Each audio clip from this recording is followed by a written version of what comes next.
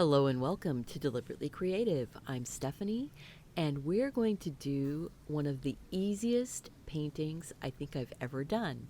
We're going to draw it with a pen. Yep, grab a pen, some paper, any watercolors, and let's get started. We're going to be doing a little wild rose out of the Botanist sticker anthology book.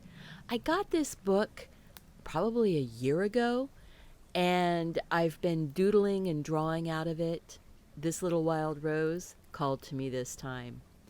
So when you're drawing with a pen, I find it easiest to start from the center and work my way out. That way I can fit whatever it is onto the page. And this rose is so simple because look at this. These are just not even perfect circles. They're little teeny tiny, just blobs. And then we're going to make some not perfect, randomy wild rose petals. And I am looking at the reference to get the idea how many petals there are, about how big it is in comparison to the center. These petals are about twice as big as the center. So just work your way out. My lines are wobbly, they are loose, and I am holding my pen lightly. I am not pressing hard into the page. I'm letting the pen tip skip along the paper. I'm just drawing in my not even a real watercolor sketchbook. Yeah, this is a mixed media paper sketchbook. It's the 8.5 by 5.5 Arteza, but any paper will do. You don't have to have the best to just do some art. And it doesn't have to be perfect, it just has to be yours. So there. But what I like about this is that I can put that sticker page right up close. And if I wanted to, I could pull that sticker off and actually stick it to my page. I haven't started doing that. I just thought of that just now. That's an idea. Pull off the stickers and put them in my watercolor sketchbook.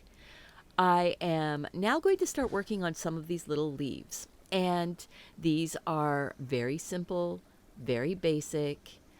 The outside edge of rose petals or rose leaves are serrated. They're a little bit jaggy, which is nice because you don't have to be perfect and get the shape exactly the same as your reference because they're natural and they're a little bit free.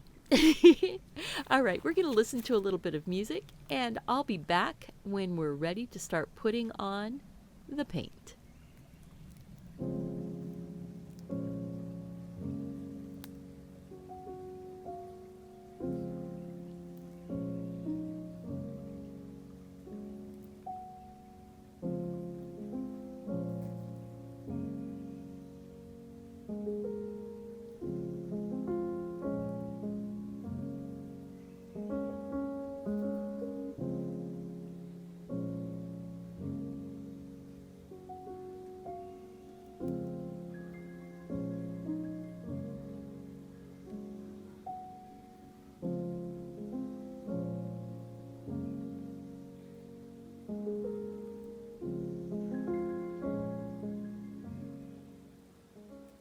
These extra little lines right down towards the center just are sort of a little aid to my memory about where I want a little bit more shadow.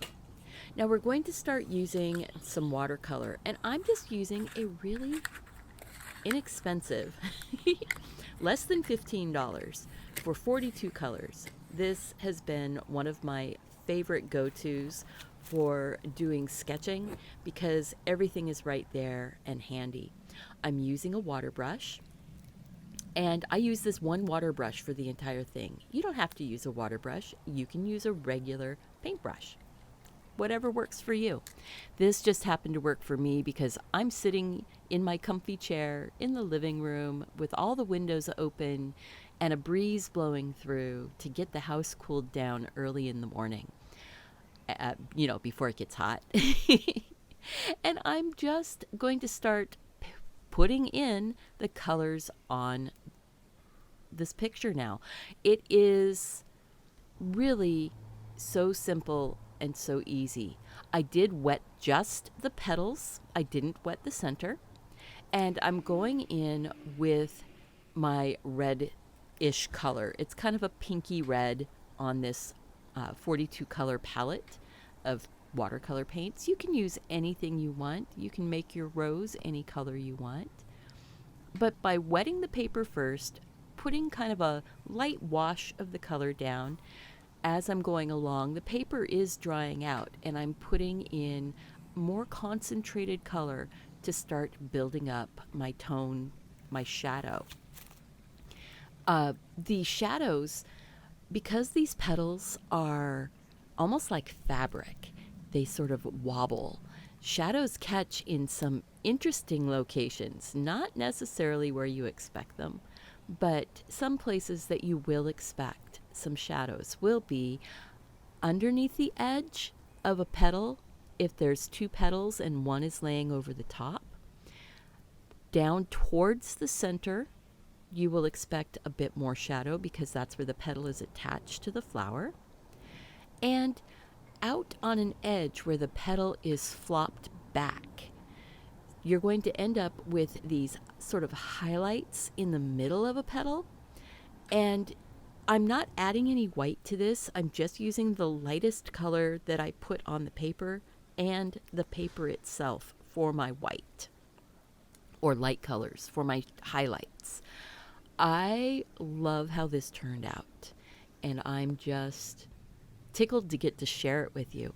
If you have been struggling with putting color down, having a very simple flower to paint is really one of the best ways to learn how to put paint down and to develop your eye on where the shadows are. Now on the leaves, I really did not go into much detail. I put down a basic layer of sort of a greenish gray color. I mixed that color up on my palette. I just grabbed a blue and a green and a little bit of a brown and put them together to get this kind of greenish gray. And I basically 2 layers. It looks like 3 because there's some sparks of white from the paper. There's the lightest color layer, and then there's a little bit of a deeper tone to give me a little sense of some shadow and highlight on these. But it's not this is not a botanical scientific painting. It's a botanical style art because that's what the sticker was sort of that botanical style. I did edit that sticker image when I made my drawing. I did not put in all of the stem and all of the leaves and all of the thorns and all of I didn't do that. I simplified it. One, because I wasn't interested in the sticker thorns and stuff. I was interested in these leaves, the petals of the flower, the center of the flower, and the feeling of being able to make a loose painting without having to spend hours. The whole thing took me about 25 minutes to do from start to finish. I drew it all. I painted it all. I had to speed it up a little bit just because I noticed I was getting bored watching it back. And I don't know if that's something that happens to you guys when you're watching something and part of it starts getting super repetitive. I start losing interest, and I'm trying to think about this in the way of my viewers. I want to make sure that you get all of the steps. I want you to see everything that's going on. But at a certain point, it just gets silly. So I sped up bits. I snipped out a few little tiny sections, but nothing that affects the ability for you to be able to look at this and paint it. I did not draw or take a photo of the art before, so I don't have a reference for you. But you know what? It's a simple, basic flower. And you can take a picture of this and trace it off of your computer screen if that's what you need. Thank you so much for watching. Check this out. Check me out next time on Deliberately Creative. Go out and do something creative. Take care of yourself so you can take care of those around you. See you soon. Bye-bye.